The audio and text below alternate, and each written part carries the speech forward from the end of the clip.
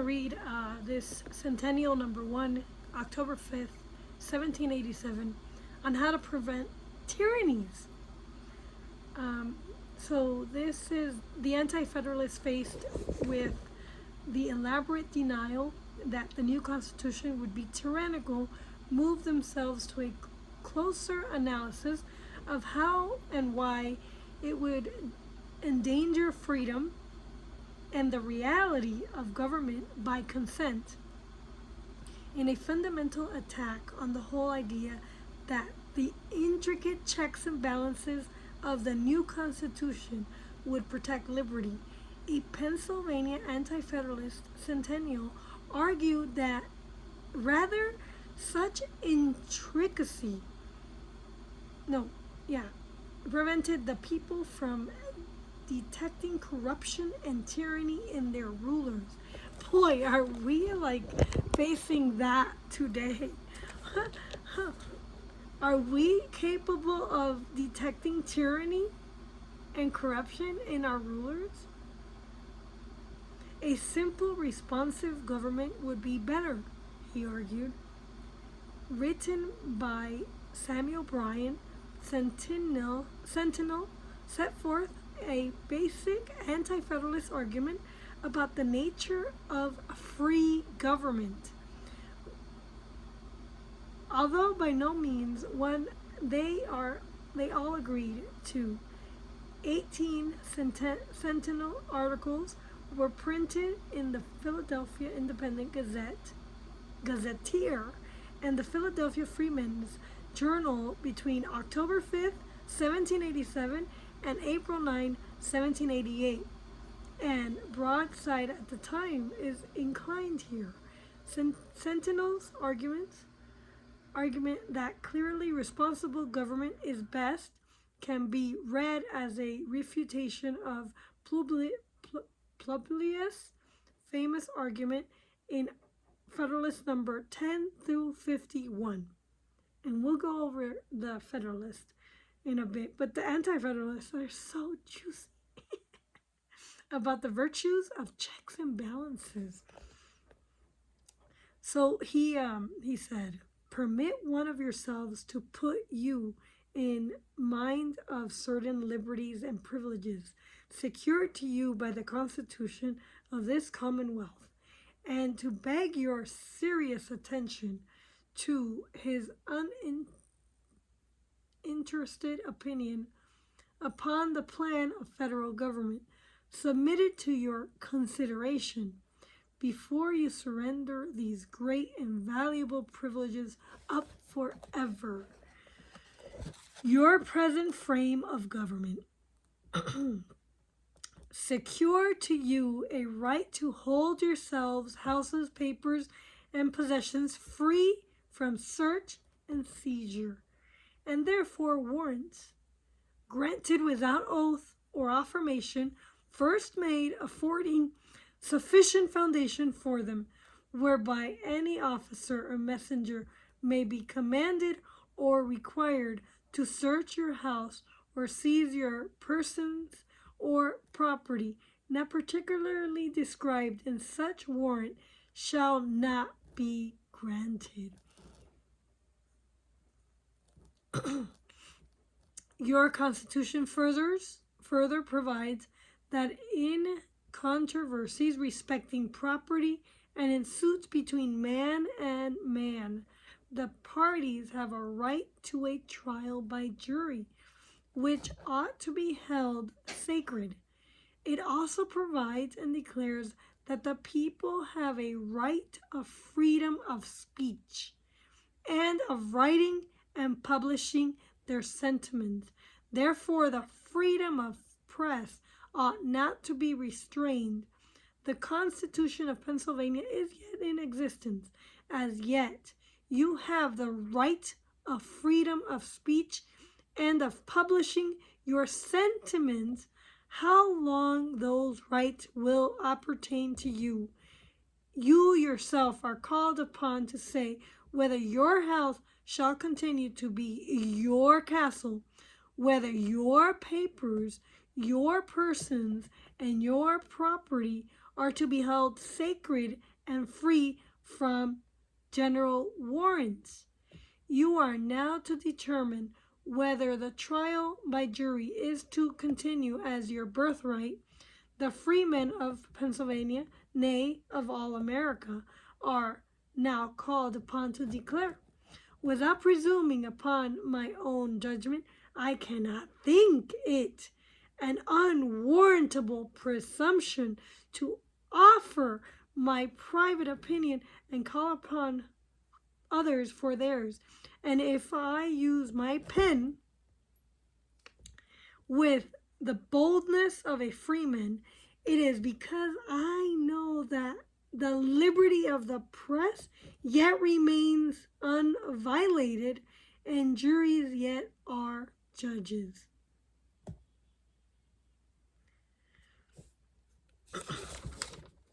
He then goes on to say, and he says, if ever free and unbiased discussion was proper or necessary, it is on such occasion.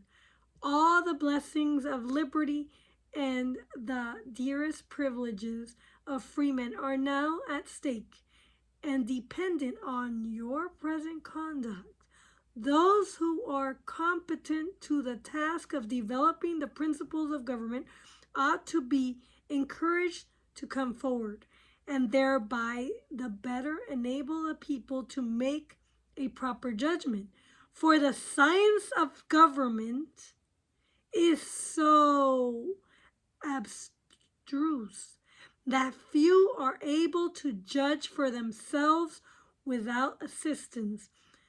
The people are too apt to yield an implicit assent to the opinions of those characters whose abilities are held in the highest esteem, and to those in whose integrity and patriotism they can confide, not considering that the love of domination is generally in proportion to talents, abilities, and superior acquirements, and that the men of the greatest purity of intention may be made instruments of despotism in the hands of the artful and designing.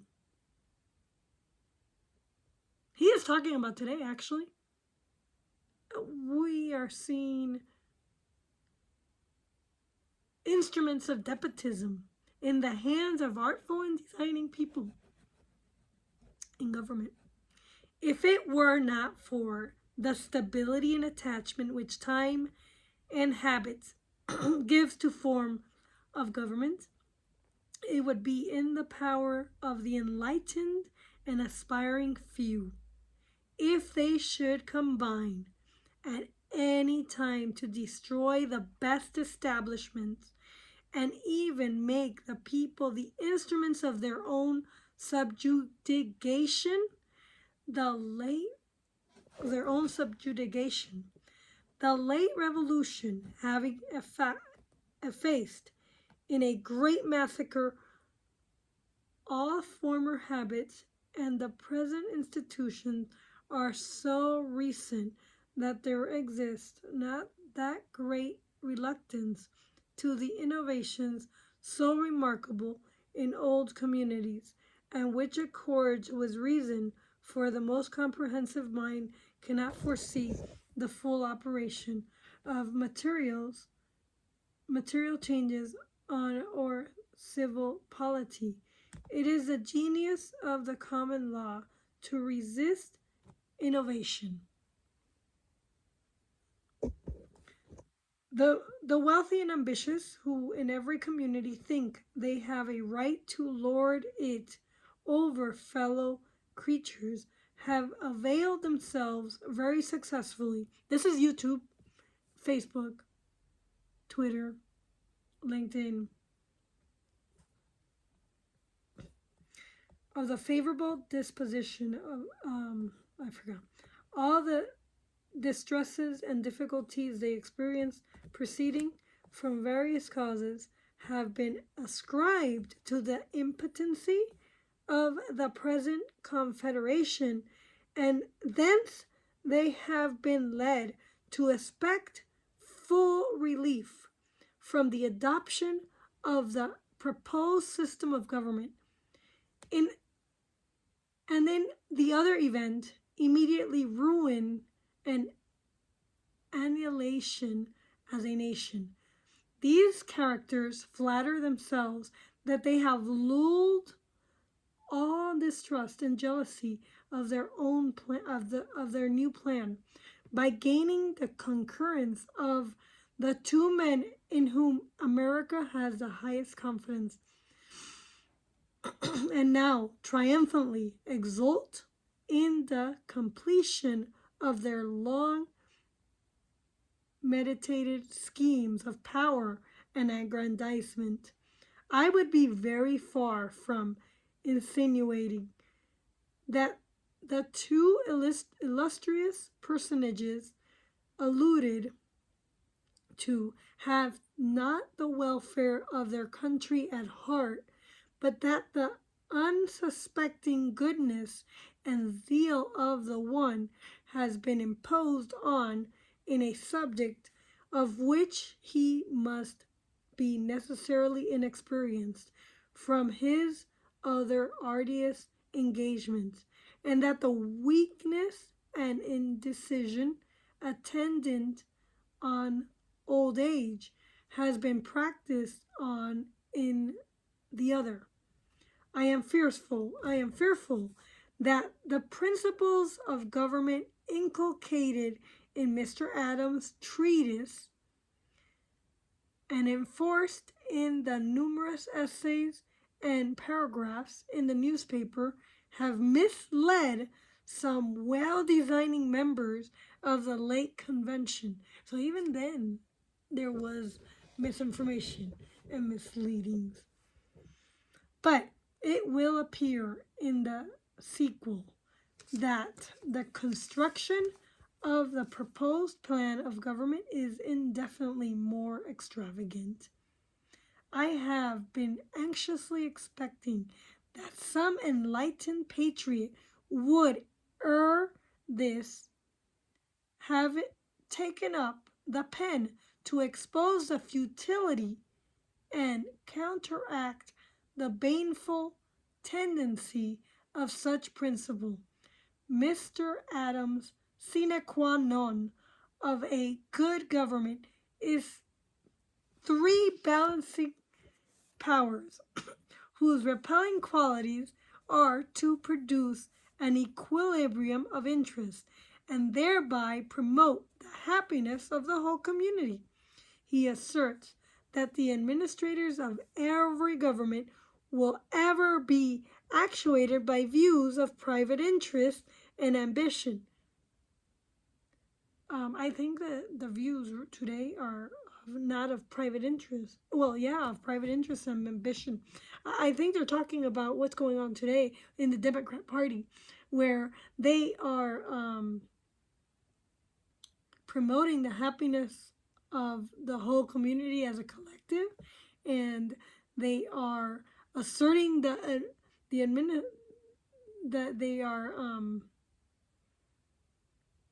administrators of every government in which the Democrats hold are actuated by the views of private interest instead of individual interest. Okay, he says then, to the prejudice of the public good, that therefore the only effectual method to secure the rights of the people and promote their welfare is to create an opposition of interest between the members of two distinct bodies in the exercise of power of government and balanced by those of a third. This hypothesis supposes a human wisdom competent to the task of instituting three co-equal orders in government and a corresponding weights in the community to enable them respectively to exercise their several parts, and whose views and interests should be so distinct as to prevent a coalition of any of them. So he's saying that every branch of government has co-equal powers. And he is, I think, questioning whether these co-equal powers, these co-equal branches, these separation of powers, can prevent a coalition of any of the two.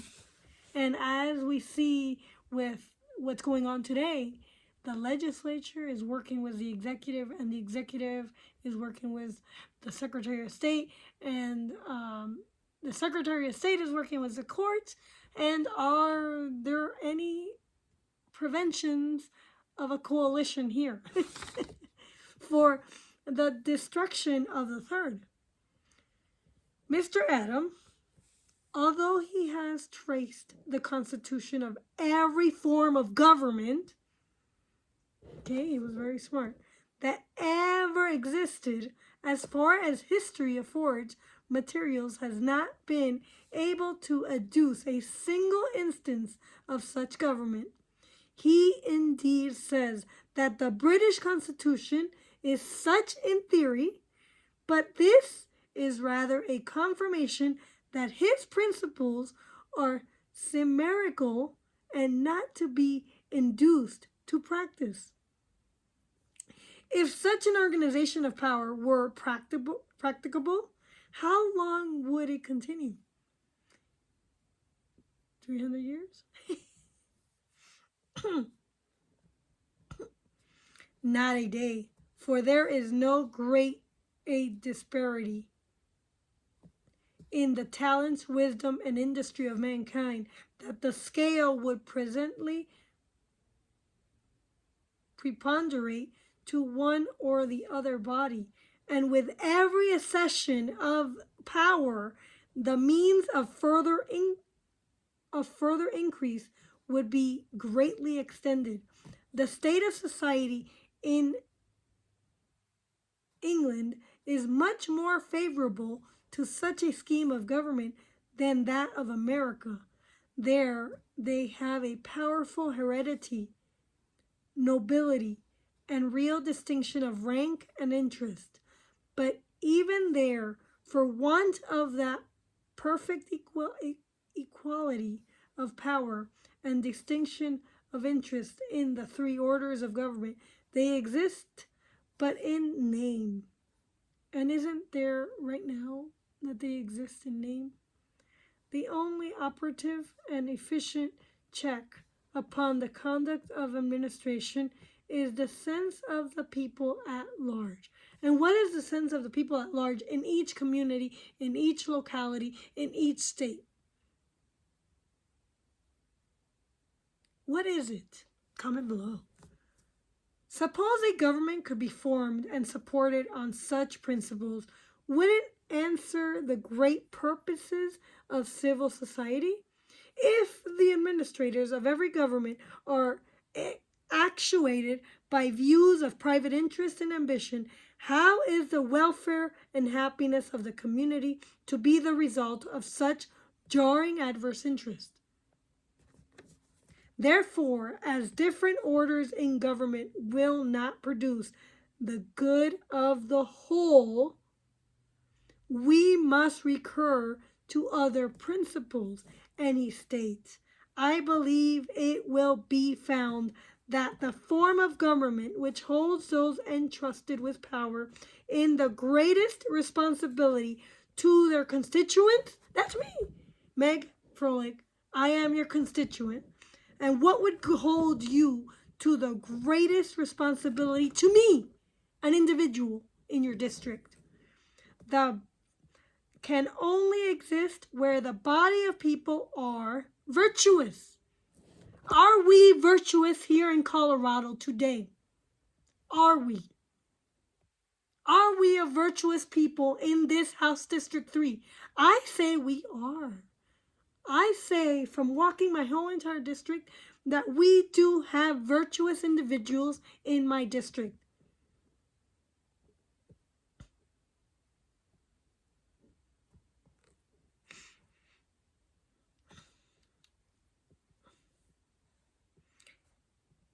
And then he goes on to say, the best calculator for freedom, a Republican or free government can only exist. A Republican, this is not a democracy, a Republican or a free government. A democracy is not a free government. Only a Republican is a free government. Can only exist where the body of people are virtuous and where property is pretty equally divided. In such a government, the people are sovereign and their sense or opinion is the criterion of every public measure.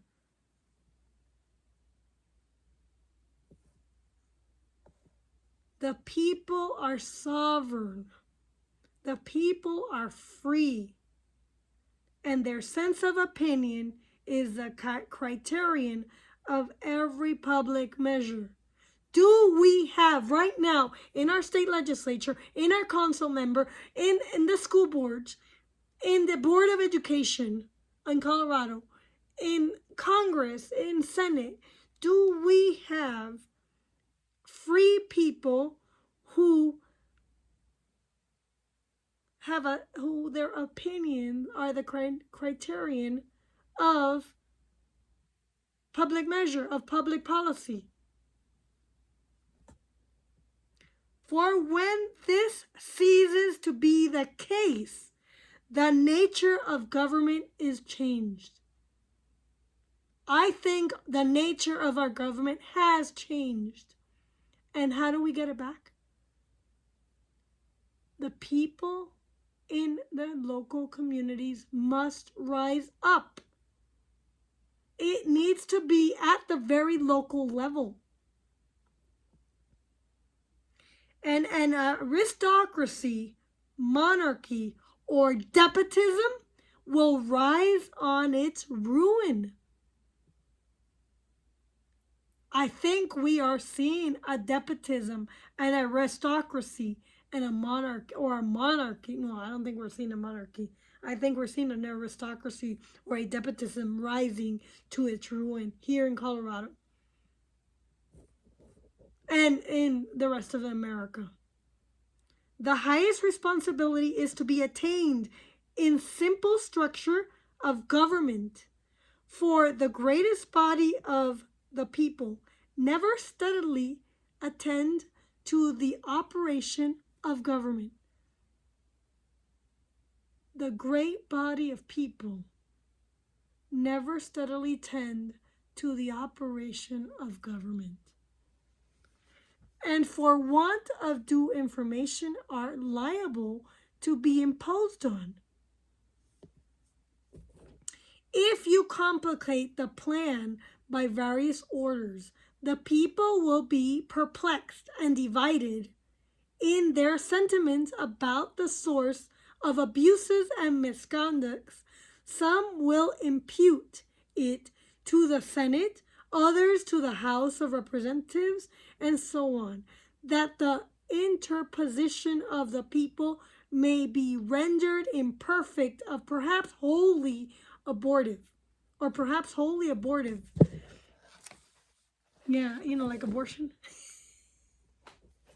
When we abort little babies and take their life away.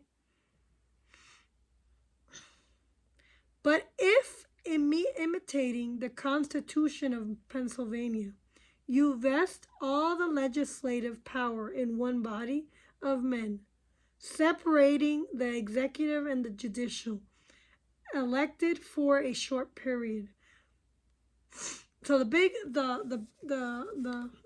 so what he's talking about is when you give the legislative more power than the other branches.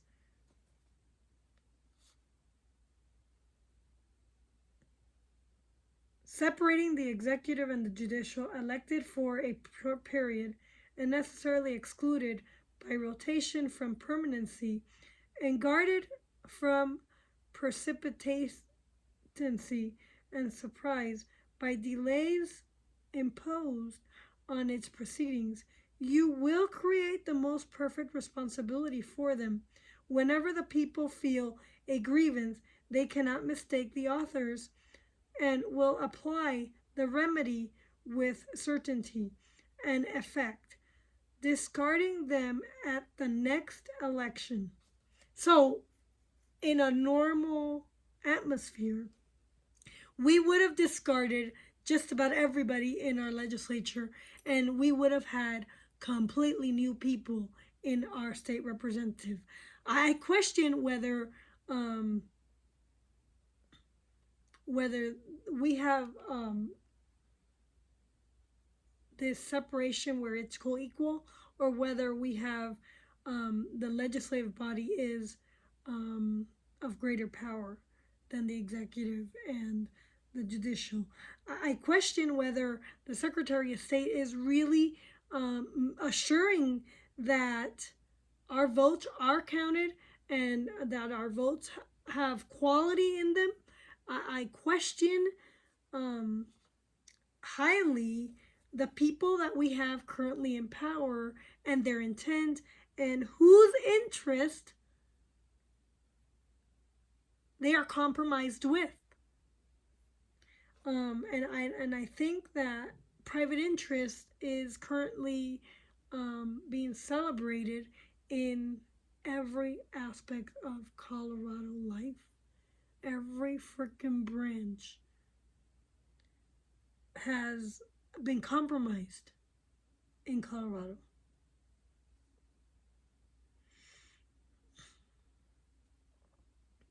So he then goes on to say that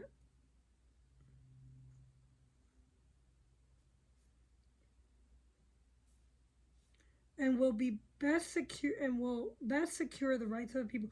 Having premised this much, I shall now proceed to the examination of the proposed plan of government.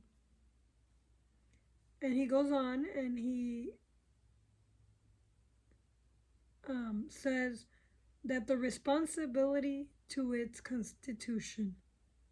So, Mr. Adam, an attempted in British Constitution or possessed of the responsibility of the Constitution, which in my opinion is the only effectual security for the liberty and happiness of the people.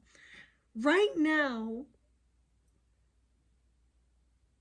our legislators, our politicians, do not have any responsibility to their constituents, their direct constituents.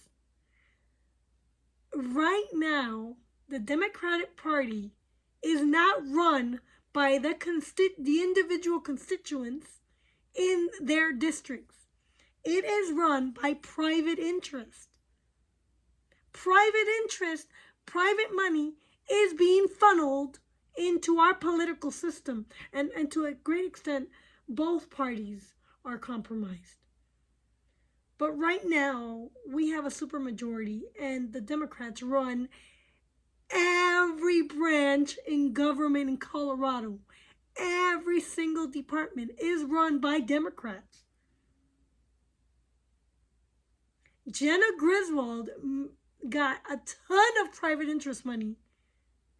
In this last mayor's race, there was an astronomical amount of private interest money being funneled to the Democrats in every candidacy.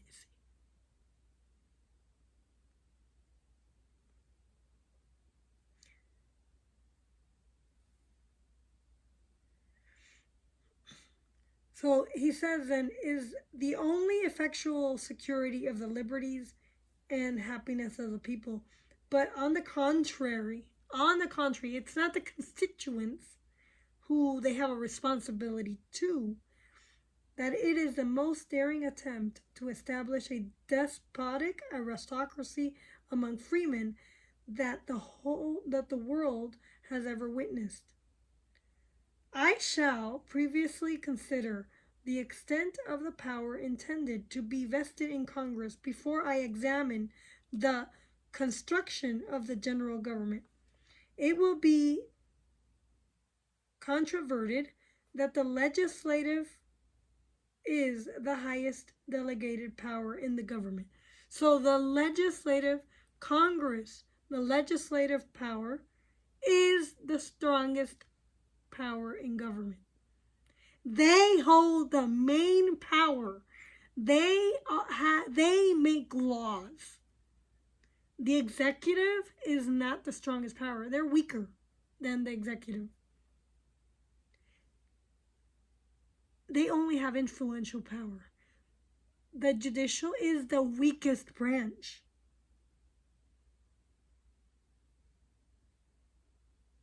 And that all others are subordinated to it. Everyone is subordinated to the legislature. Our representatives, our senators, they hold the power. They hold the power to make all the changes. And they're giving away their power here in Colorado. They just gave the local district, the local council, the power over our property rights.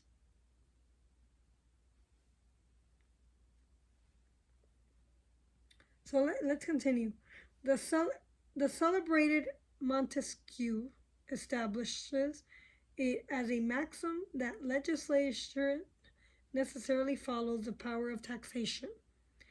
Legislation necessarily follows the power of taxation. By Section 8 of the first article of the proposed plan of government, which Amendment 16 completely usurps, the Congress are to have the power to lay and collect taxes, duties, imposts, and excises, to pay the debts and provide for the common defense and general welfare of the United States. But all duties, imposts, and excises shall be uniform throughout the United States.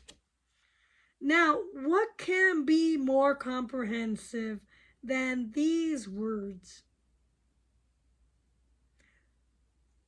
Not content by other sections of the plan, I can't read it. To grant all the great executive powers of a confederation and a standing army in time of place, the grand engine of oppression, and moreover the absolute control over the commerce of the United States and all external objects of revenue, such as unlimited imposts and upon import, etc., they are to be vested with every species of internal taxation, whatever taxes, duties, and excises that they may deem requisite for the general welfare may be imposed on the citizen of these states. Yeah, that's what I said. That's why I'm like, we got to get rid of the federal income tax. Levied by the officers of Congress, distributed through every district in America, and the collection would be enforced by the standing army. However, the standing army right now is the IRS. The IRS is the standing army to enforce that we, the citizens, pay? Whoa! Whoa! Levied by the officers of Congress, distributed by every district of America, and the collection would be enforced by standing army, however grievous of improper they may be. The Congress may construe every purpose for which the state legislature now lay taxes to be the general welfare, and thereby seize upon every object of revenue? No. He was arguing against allowing the federal government to tax us directly, to impose internal taxations on the citizens directly.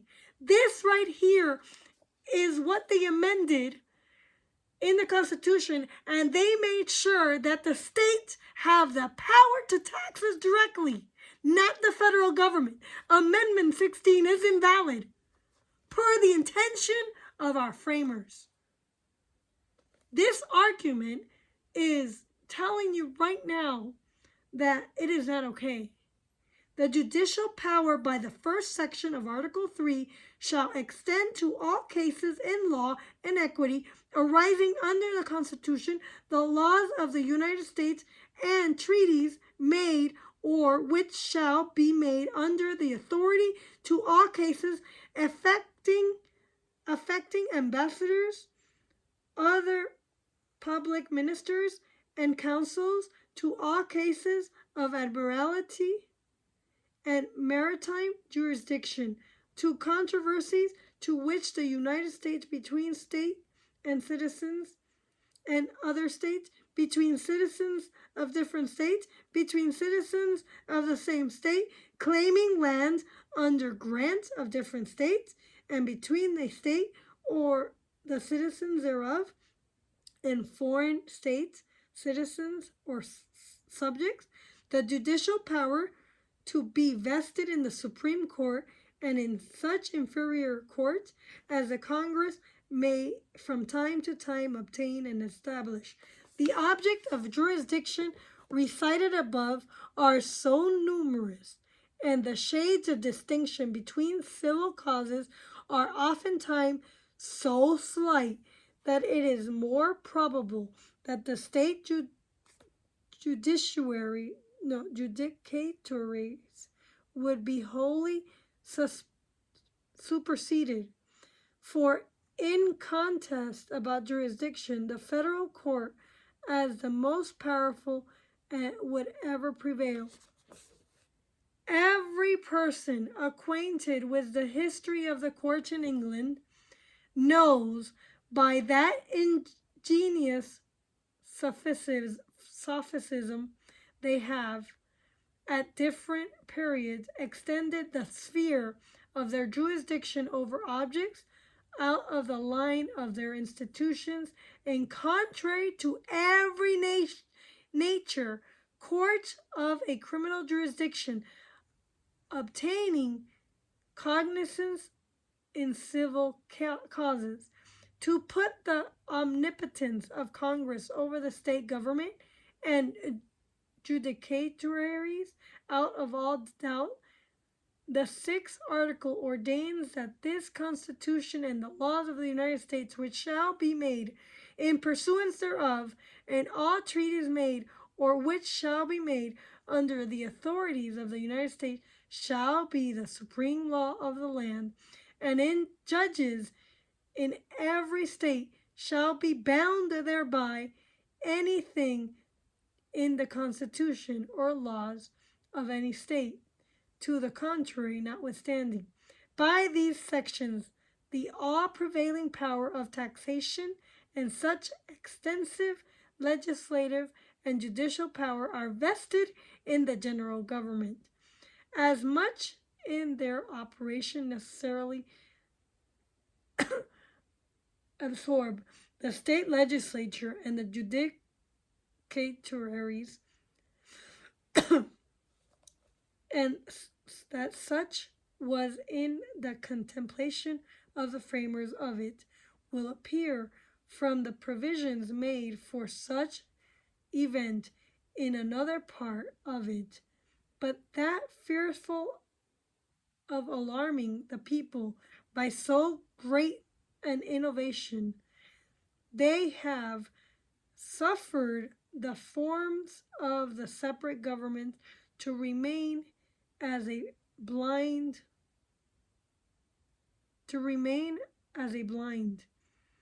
By section 4 of the 1st article, the time and place and manner of holding elections for senators and representatives shall be prescribed in each state by the legislature thereof, but the Congress may at any time by law make or alter such regulation except as the place of choosing senators.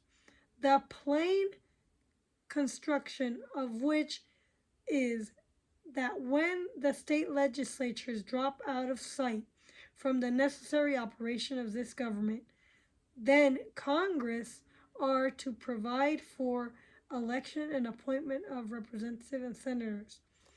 I think he's shocked. He's shocked because he's saying that the state should have more power than the federal government.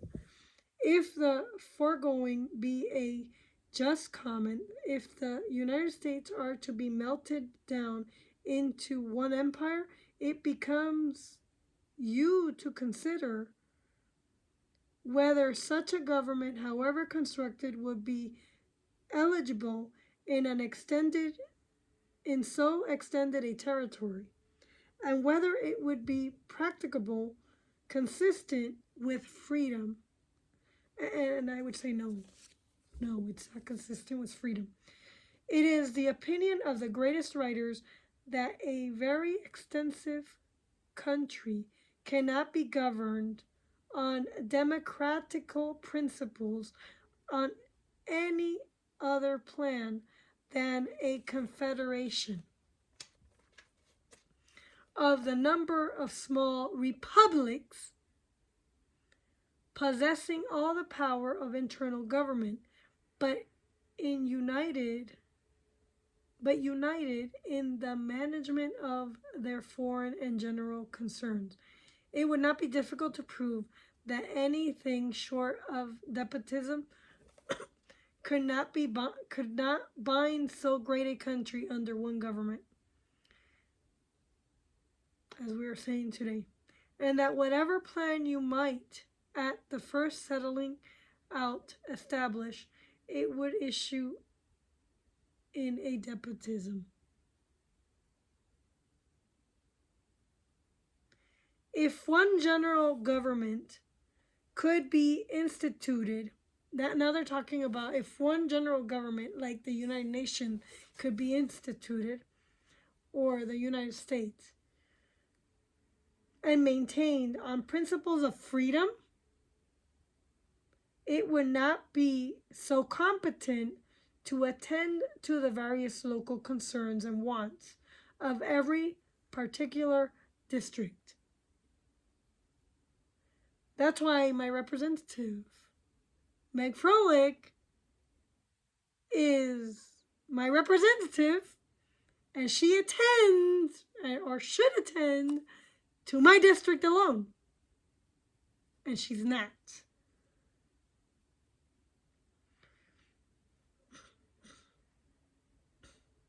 As well as the peculiar government who are near to the scene, and possessed of superior means of information. Besides, if the business of the whole Union is to be managed by one government, there would not be time.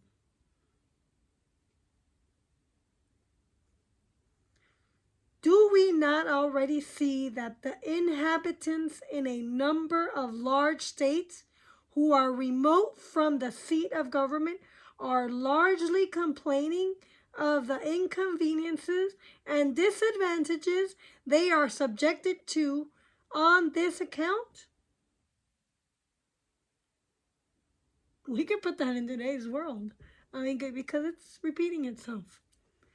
That's to enjoy the comforts of local government, they are separating into smaller divisions. Having taken a review of the powers, I shall now examine the construction of the proposed general government. Article 1, Section 1.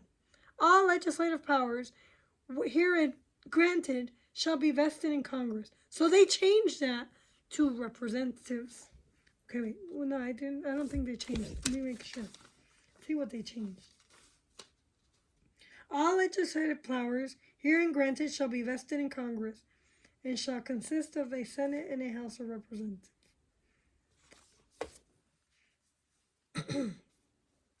Which shall consist of a Senate and a House of... By another section, the President, the principal executive officer, has a conditional control over their proceedings. So the president, the governor, has a conditional control over the proceedings. The House of Representatives shall be composed of members chosen every second year by the people of several states. The number of representatives shall not exceed one for every 30,000 inhabitants. The Senate, the other constituent branch of the legislature, is formed by the legislature of each state appointing 2 senators for them for the term of 6 years. The executive power by Article 2, Section 1 is to be vested in the President of the United States elected for 4 years. Section 2 gives him power by and with the consent of the Senate to make treaties provided 2/3 of the senators present concur. So the President has power by and with the consent of the Senate to make treaties provided 2/3 of our senators concur.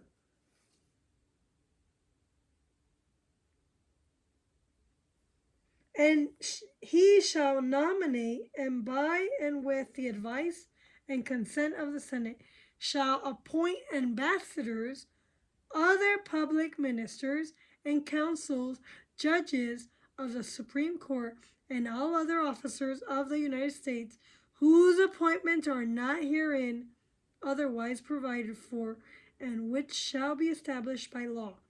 And by another section, he has the absolute power of granting reprieves and pardons for treason and all other high crimes and misdemeanors, except in such impeachment. Biden has the power to grant reprieves and pardon for treasons. Trump has the power to do this. The foregoing are the outlines of the plan. Thus we see the House of Representatives are on the part of the people to balance the Senate. Okay, so the Senate is meant for the states. And we have gotten rid of that by having the people elect the senators. Thus we see, okay, so where am I? Who I suppose will be composed of the better sort, the well-born, etc. The number of representatives being only 1 for every 30,000 inhabitants appears to be too few. It is. I think it has increased. But I think what they hear is the representatives is the state legislature. It is not too few to represent 30,000 in the state legislature. Either to communicate the requisite information of the wants, local circumstances, and sentiments of so extensive an empire, or to prevent corruption and undue influence in the exercises of such great power. The term for which they are to be chosen too long to preserve a due dependence and accountability to their constituents. So he's arguing against allowing the Congress, the U.S. Congress, represent too few of a number. Right here, they are clarifying the fact that the representatives means the state legislatures.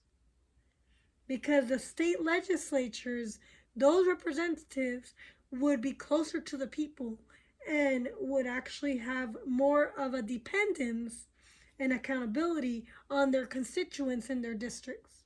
So Meg Froelich is my representative, and she has a dependence and accountability to me and to each person in her district, not to the special interests which have put her in power. And I question whether she really did win. I did get 34% of the vote. pretty damn good for not being a politician. I'm pretty impressed. I mean, come on, I walked every single door. I knocked on everybody's door. Democrat and Republican, unaffiliated and independent. I'm pretty impressed with myself, man. And the mode and place of their election not sufficiently ascertained for the Congress have the control over both. They may govern the choice by ordering the representatives of the whole state to be elected in one place, and that too many may be the most inconvenient. The Senate, the great efficient body in this plan of government, is constituted on the most unequal principle. The smallest state in the Union has equal weight with the great states of Virginia, Massachusetts, or Pennsylvania. The Senate, besides its legislative function, has a very considerable share in the executive. None of the principal appointments to office can be made without its advice and consent. The senators are the ones that can help appoint the people that the president appoints. So the president cannot appoint anyone without the advice and consent of the Senate. The term and mode of its appointment will lead to permanency. The members are chosen for 6 years. The mode is under the control of Congress. So you can only be elected for 6 years. Period. Which, from their extensive means of influence, would follow the course. The president, who would be a mere pageant of the state, unless he coincides with the views of the Senate, would either become the head of the aristocratic junto in the body or in its minion. Besides, their influence being the most predominant, could be the best secure his re-election to office. And from his power of granting pardons, he might screen from punishment the most treasonable attempts on the liberties of the people when instigated by the Senate. From this investigation into the organizations of the government, it appears that it is devoid of all responsibility or accountability to the great body of the people. And that so far from being a regular balanced government, it would be in practice, a permanent aristocracy. The framers of it, actuated by the true spirit of such a government, which ever abominates and suppresses all free inquiry, are we not seeing this today? And discussion, have made no provisions for the liberty of the press. And that's why the Bill of Rights comes into play. So the 10 amendments, the first 10 amendments, as long as we agree to those, I'm okay with everything else. Because the first 10 amendments are our God-given rights, and it prevents the president from doing what it says here, being an abominate and suppress all free inquiry and discussion. So right now, our president is violating the First Amendment rights of Americans. And they're using the media and our social media platforms to go after and censor speech. That grand palladium of freedom and scourge of tyrants, but observed a total silence on the head. It is the opinion of some great writers that if the liberty of the press, by an institution of religion or otherwise, could be rendered sacred, even in Turkey, that despotism would fly before it, as we see today. The liberty of the press is not free, and there is an institution of religion currently named the United States is rendering it sacred, and despotism is flying before it. And it is worthy of remark that there is no declaration of personal right premised in most free constitutions. In America, the first 10 amendments, the Bill of Rights, that guarantees that our freedoms. That guarantees our freedom of speech, our freedom of religion. It guarantees our freedom to hold and bear arms. It guarantees us freedom from government oppression, despotism. And we need to uphold it, and we need to start acknowledging it. We cannot allow the government to abridge in the name of, oh, it's gun violence. Oh, we can't have misleading opinions. No. And that trial by jury in civil cases is taken away. For what other construction can be put on the following? This Article 3, Section 2. In all cases affecting ambassadors, other public ministers and councils, and those in which a state shall be party, the Supreme Court shall have original jurisdiction. So the Supreme Court has original jurisdiction in Trump's case. In all other cases above mentioned, the Supreme Court shall have appellate jurisdiction, both as the law and fact. It would be a novelty in jurisprudence, as well as evidently improper, to allow an appeal from the verdict of a jury on matter of fact. Therefore, it implies and allows of a dismission of the jury in civil cases, and especially when it is considered that jury trial in criminal cases is expressly stipulated for, but not in civil cases. But our situation is represented to be so critically dreadful that however reprehensible and exceptionable the proposed plan of the government may be, there is no alternative between the adoption of it and the absolute ruin. My fellow citizens, things are not at that crisis. My fellow citizens, today, things are of that crisis. Wake up. It is the argument of tyrants, my fellow citizens in Colorado and Americans. The present distracted state of America secures us from injury on that quarter. And as to domestic dissension, we have not so much to fear from them as to precipitate us into this form of government. Without it, it is a safe and a proper one. For remember, of all possible evils, that of despotism is the worst and the most to be dreaded.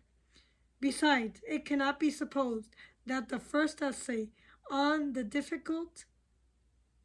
so difficult a subject is so well digested as it ought to be. If the proposed plan, after a mature deliberation, should meet the approbation of the respective states, the matter will end. But if it should be found to be fraught with dangers and inconveniences, a future general convention, being in possession of the objections will be the better enabled to plan a suitable government. Who's here so base? This is that would a bondman be? If any speak for him, have I offended? Who's here so vile that will not love his country? If any speak for him, I offended. Julius Caesar, Act 3, Section 2. And that closes the argument made by Centinel. And he goes on to, and then the address and reason of dissent of the minority of the Convention of Pennsylvania and their constituents. And it goes on to address tyranny. It was after the peace treaty of 1783 that the want of an efficient federal government was first complained of, and that the powers vested in Congress were found to be inadequate to the procuring of the benefits that should result in the Union. Anyways, I will, in another video, we can take a further look at other arguments that they made against tyranny and against the Constitution of the United States, and how to fix them.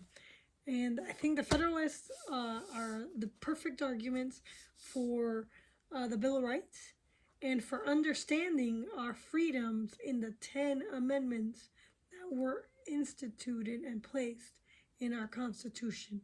And as long as you agree to the Bill of Rights, I am in agreement and alignment with Glenn Beck that if we Americans agree to the Bill of Rights, then we are in agreement and we are Americans. Because the Constitution by itself, without a Bill of Rights, is nothing. And as we can see in Chile today, they didn't have a Bill of Rights, and guess what? Now they have all kinds of amendments in their country, and the government is despotic. Most governments today are despotic, and they're democratic for a reason. We are not a democracy. We are a republic. And the reason we are a republic is because we have a Bill of Rights to protect our individual and God-given rights in America. And we need to rise up against all these tyrannies that are happening today. And we need to talk to our representatives at the state level and tell them and raise our voices on what needs to be. And we need to understand what the Bill of Rights are. Our representatives, the politicians, cannot abridge or infringe any of the 10 amendments. They cannot make laws against law-abiding citizens. They can only control and restrict criminals when there is a crime that was committed. And right now we have so many laws here in Colorado that I don't even think that the average Coloradan understands what they're really being, what crimes they are committing. Anyways, signing off, and please donate to keep these videos free and to keep YouTube from censoring. And as long as I read these books to you and have my opinion in these books, I'm hoping that you rise above and are vocal in your community. We need to be vocal in our community, not online. Got it? Twitter is perfect also to be vocal, and every politician should be on Twitter. And they should be connected to their individual constituents. Thank you, and have a great day. And if you need mediation, please give me a call, and let's see how I can help you level the playing field and have a win-win outcome before you go to court if you are filing for divorce. So, call Marla Fernandez. I know that I can help you. Marla Fernandez is the person to go to for win-win arguments. Thank you very much. And if you want to elect me, just let me know, and we'll do a petition. However, right now, I think my needs are to educate my community and to make sure that my neighbors are aware of what's going on in our state. Thank you very much. And signing off.